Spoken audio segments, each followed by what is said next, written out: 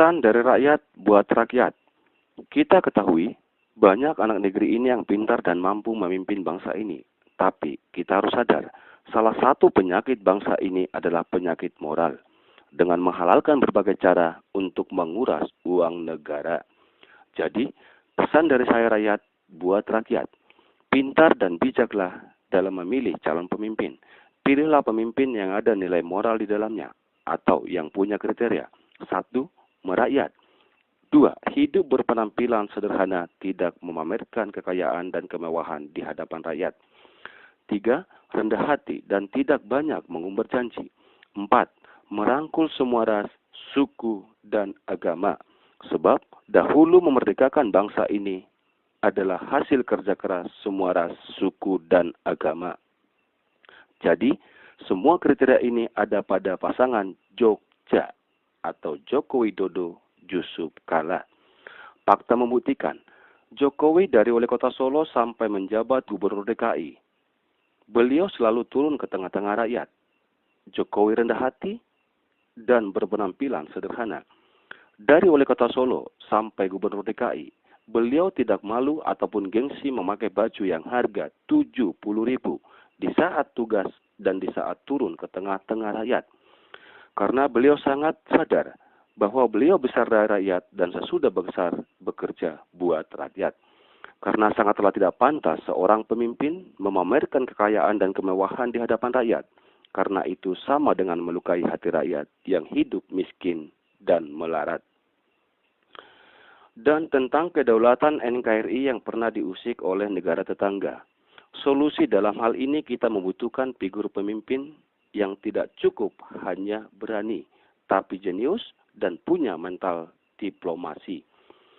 Seorang pemimpin yang bangga dengan keberaniannya, di mana setiap ada masalah dari dalam maupun dari luar, langsung angkat senjata dan mengajak perang.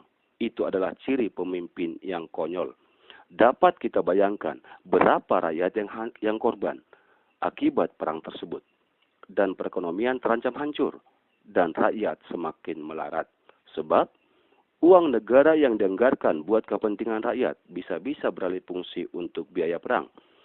Semua kita mengetahui ada beberapa negara kuat secara ekonomi, tapi hancur akibat punya pemimpin yang berani dan penganut mental perang. Jadi soal pemimpin yang berani dan juga jenius, itu ada pada sosok pasangan Jogja atau Joko Widodo Yusuf Kala.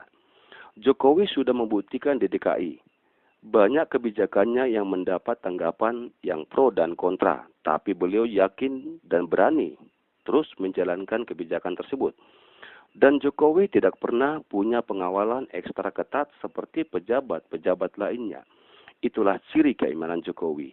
Beliau tidak pernah menggantungkan keselamatan kepada bodyguard ataupun aparat negara, karena ada Allah yang menjaganya.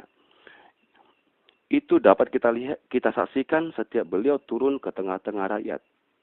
Di lapangan beliau bergerak gesit dan lincah, karena tidak terbebani oleh beratnya jas seperti jas yang dipakai pejabat-pejabat lainnya. Banyak orang mengatakan Jokowi itu ingkar janji, karena tidak meneruskan kepemimpinannya di DKI. Tapi itu jelas pandangan yang salah.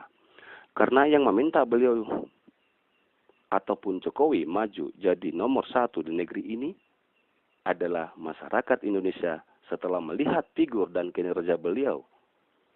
Jakarta ada perubahan lebih baik dari sebelumnya, walaupun bekerja baru hanya setahun.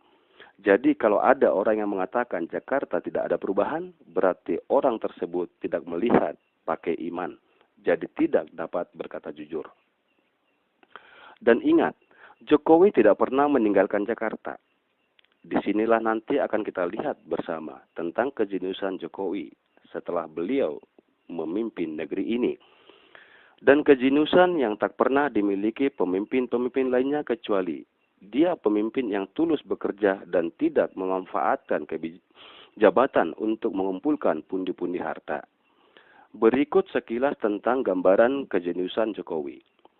Setelah beliau masuk dalam sistem, dalam hal ini Gubernur DKI, beliau sadar untuk mengatasi salah satu penyakit terbesar Jakarta yaitu banjir, dibutuhkan dukungan dari provinsi dan kota-kota tetangga. Tapi setelah selama 1 tahun beliau mengemis-emis untuk minta dukungan dari pejabat-pejabat tetangga, ternyata tidak semua yang merespon. Mungkin banyak masyarakat yang membaca di media cetak. Salah seorang pejabat tetangga DKI yang berkata lantang, urus saja daerahmu, jangan urusin daerah orang lain. Oleh karena itulah beliau berpikir untuk berkeinginan jadi nomor 1 di negeri ini. Dan juga niat jadi nomor 1 tidak terlepas dari permintaan rakyat. Setelah beliau jadi nomor 1 di negeri ini, beliau sudah punya hak memanggil pejabat-pejabat tetangga DKI, mulai dari gubernur, bupati, wali kota, dan menginstruksikan agar berkomitmen bahu-membahu dengan pemerintah DKI untuk mengatasi banjir di Jakarta. Hal ini berhak beliau lakukan dan tidak seperti di saat beliau masih menjabat gubernur DKI.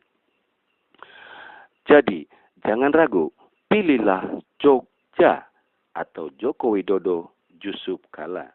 Dan Yusuf Kala sebagai wapres yang sudah punya pengalaman sebagai wapres. Pasangan Jogja tidak banyak bicara, tapi banyak bekerja. Jogja, badan boleh kecil, tapi keberaniannya besar untuk bertindak dan berbuat asal untuk kepentingan rakyat. Jadi, jangan ragu, pilihlah Jogja, Joko Widodo, Yusuf Kala.